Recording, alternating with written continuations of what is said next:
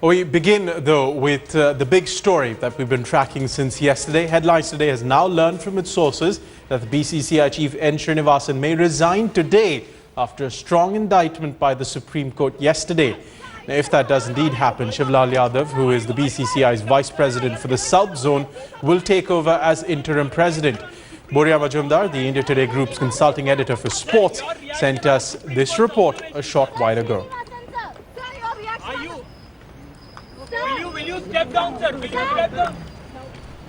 Will step down today. Now, that is a massive development in the world of Indian cricket that finally almost pushed by the Supreme Court, which said 48 hours is what we had to step down. Mr. Srinivasan is all likely to bite the bullet today and step down. There are two reasons for this. One, he realizes that if he doesn't step down, the Supreme Court will pass an order tomorrow. And he also realizes that if he doesn't step down, the BCCI is facing irreparable harm, and the control of the board might go out of his control. So that is why he is in all likelihood going to step down at some point in time today. Two scenarios will emerge. One, as interim president, Shivlal Yadav, who is the senior most vice president from the South Zone, will take over. But more importantly, in 15 days, the BCCI will see a new president. Now, for that, there might well be a very, very interesting election. So the whole world of Indian cricket might completely turn upside down as a result of the resignation of Mr. Srinivasan, which has been forced by the Supreme Court. That was Boria Majumdar, our group consulting editor for sports, reporting on from his sources that BCCI president would step down today. Now, on Tuesday, the Supreme Court had all but declared the Board of Control for Cricket in India a corruption-riddled body. It said the only way a fair investigation into match-fixing allegations was possible is if N. Srinivasan stepped down.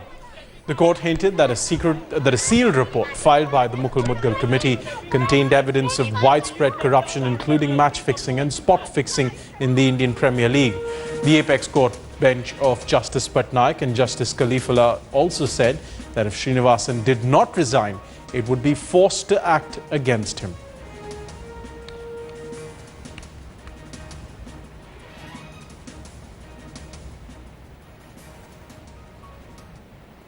Ehsan Mani is the former ICC president. He spoke to us he spoke to us earlier when we asked him whether, given the Supreme Court's observations, did he agree with the view that his position, that N. Srinivasan's position as board chief was now untenable?